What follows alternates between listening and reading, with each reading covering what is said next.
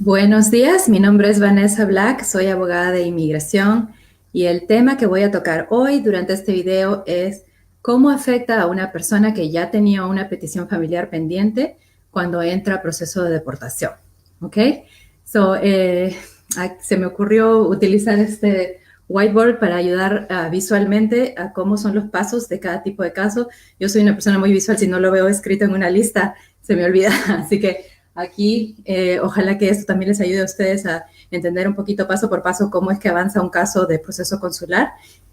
El ejemplo que voy a utilizar hoy día es muy simplificado, es en realidad un caso sencillo pero muy común, ¿no? En el que, por ejemplo, hay una familia y hay una pareja y uno de los miembros de la pareja es ciudadano residente y el otro es indocumentado. Entonces, la persona puede calificar para hacer una petición familiar y puede, para este primer paso, lo que tiene que hacer es utilizar la aplicación I-130. ¿No? Entonces, primeramente debo aclarar que en mi ejemplo, el aplicante que le estoy diciendo X es una persona indocumentada, pero entró sin visa. Entonces, no tuvo visa y está aquí sin documentos tal vez ya por varios años, ¿no? Entonces, esta es la persona que está casada con un residente ciudadano y es elegible para hacer una petición I-130 como beneficiario. Entonces, el primer paso en cualquiera de este tipo de casos es la forma I-130 con la que uno le demuestra a inmigración cuál es la relación que tiene con el peticionario y hay una aprobación si la evidencia es suficiente. Después de la petición I-130, normalmente una persona que nunca está en proceso de deportación, X en este ejemplo, nunca está en proceso de deportación, es una persona que simplemente está indocumentada pero nunca ha pasado por corte. Después de su petición I-130, lo que seguiría es el expediente lo envían al Centro Nacional de Visas, National Visa Center, por eso se le llama NVC, y ellos son una entidad separada de inmigración.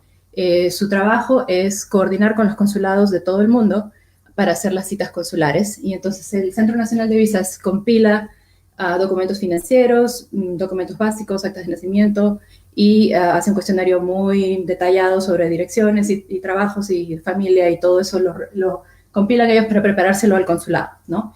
Entonces, después de que mi aplicante X ha hecho su petición familiar y ha sido aprobada, el caso es enviado al Centro Nacional de Visas y si esta persona es indocumentada y ha entrado sin visa, necesita ahora un perdón. Necesita un perdón de presencia ilegal por haber entrado y haber estado aquí sin documentos por un tiempo. Entonces, si esta persona está dentro de los Estados Unidos, lo que puede hacer este perdón es la forma I-601A. ¿No? Este es un perdón provisional que empezó en el 2013 y permite que la persona pida este perdón, que sea perdonado por la presencia ilegal dentro del país, en Estados Unidos, ¿no? Entonces, cuando uno manda el perdón 601A, el Centro Nacional de Visas es notificado de que hay un perdón pendiente y entonces ellos aguantan el expediente, lo retienen por un tiempo hasta que Inmigración toma una decisión final en el perdón 601A. Entonces, el expediente de la I-130 queda retenido, diríamos, ¿no? en el Centro Nacional de Visas, mientras que el perdón 601A está pendiente.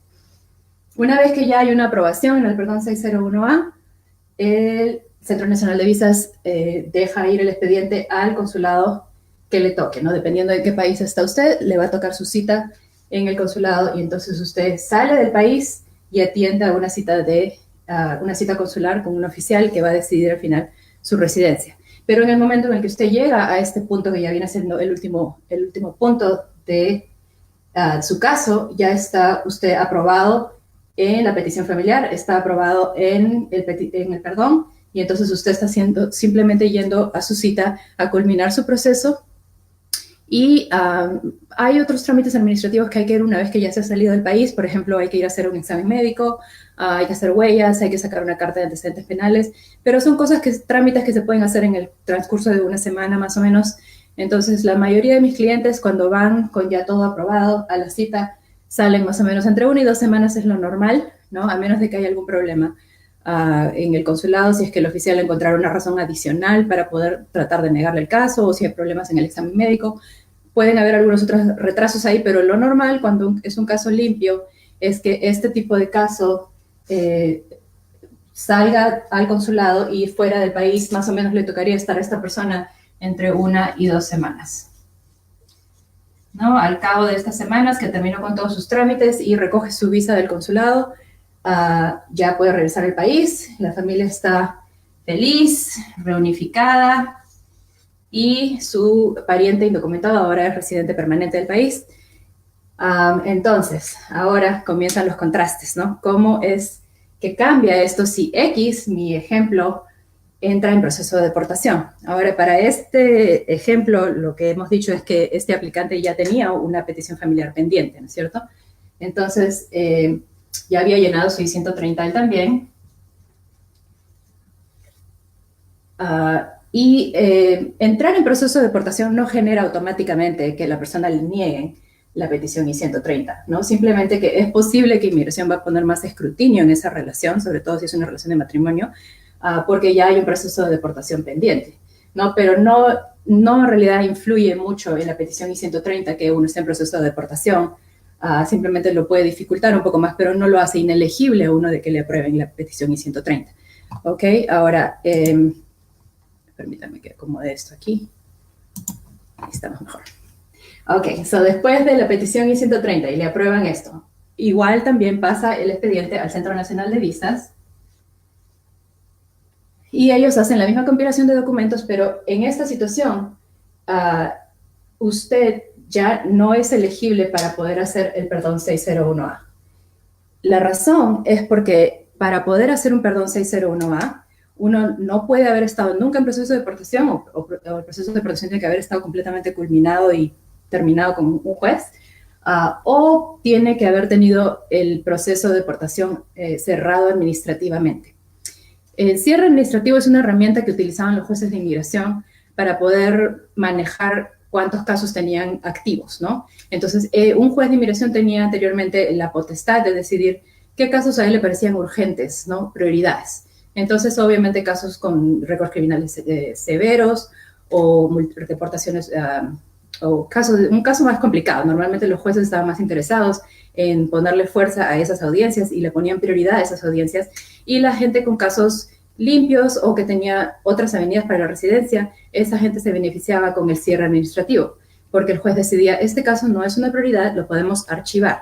Y entonces, al juez decidir que un caso está cerrado administrativamente, lo que hace es, pues, lo guardan en un archivo y la persona ya no tiene audiencias, ya no tiene que acudir al juez y el caso está como durmiendo, ¿no? Entonces, para poder hacer un perdón 601A, una persona tenía que tener o ningún proceso de deportación o tener el caso administrativamente cerrado.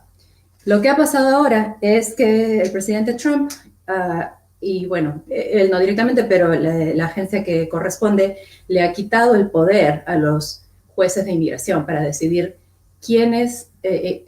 para decidir si es que ellos pueden cerrar un caso administrativamente.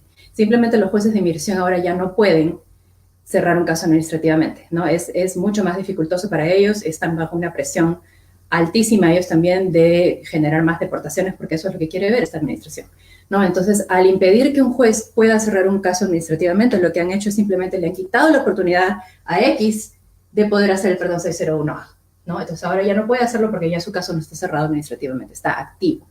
Y entonces, ahora lo que va a pasar es que el Centro Nacional de Visas ya no tiene ninguna razón para retener ese expediente, ¿no? Como les dije, aquí, cuando uno envía el perdón, el Centro Nacional de Visas lo retiene el expediente, ¿no? Y espera a que inmigración decida esto antes de enviarlo al consulado.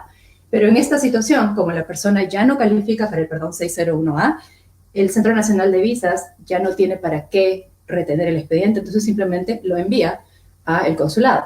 Entonces ahora el tercer paso en esta situación viene siendo la cita en el consulado, ¿no?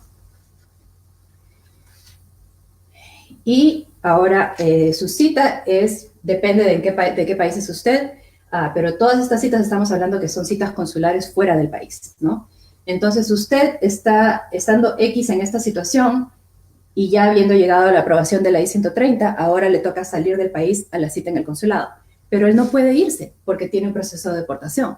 Hay un juez de deportación, un juez de inmigración que está esperando verlo en una siguiente audiencia.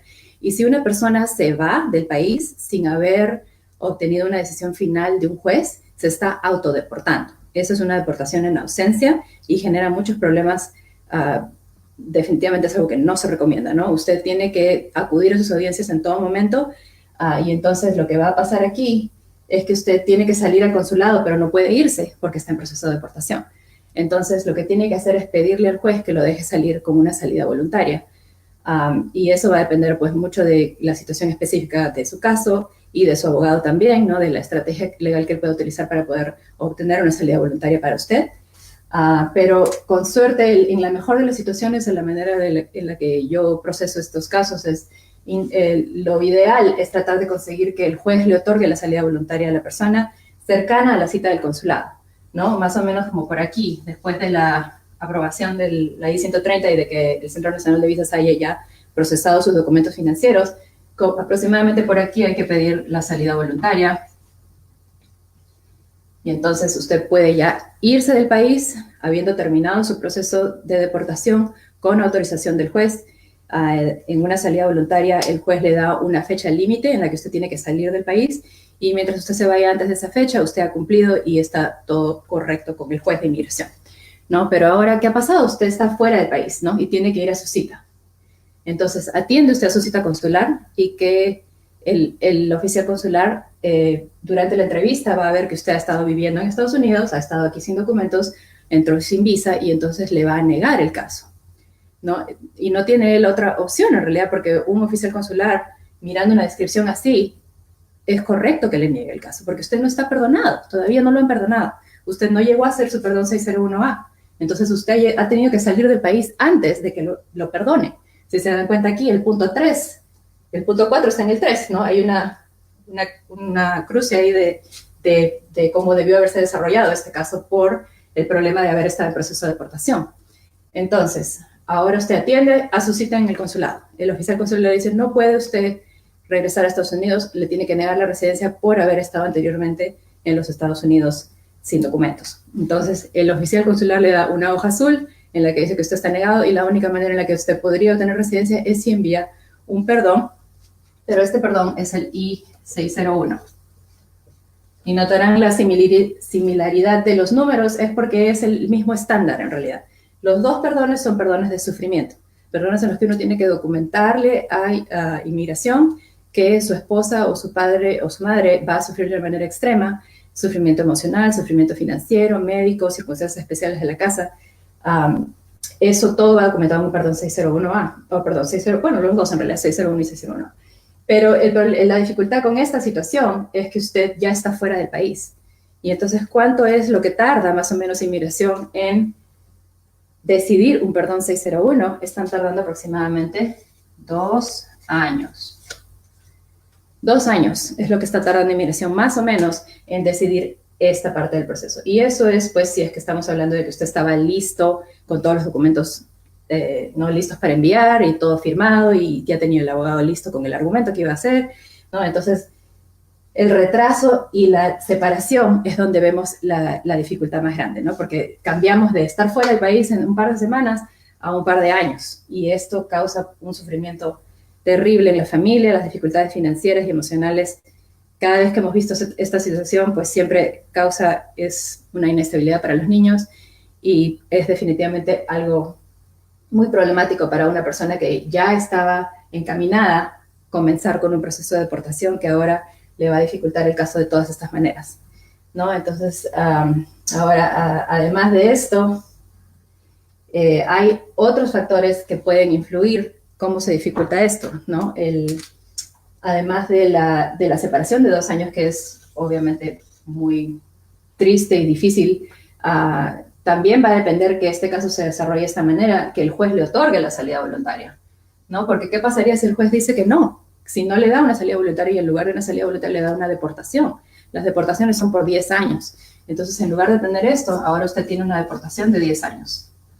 Y entonces, cuando usted llega a su cita, va al oficial consular y el oficial consular ve la deportación y le dice, bueno, señor, lo veo en 10 años cuando termine el tiempo de su deportación, ¿no? Y lo único que se puede hacer en esa situación, hay un perdón para deportación, pero es un perdón distinto que no es este ni este, es un perdón tercero en el que la evidencia es diferente y es más trabajo para un abogado también, entonces todo se dificulta. Y la primera oportunidad para aún pedir este perdón de deportación, si es que usted está en esta situación, que le han negado la salida voluntaria y ha salido deportado, está después de 5 años de estar fuera del país.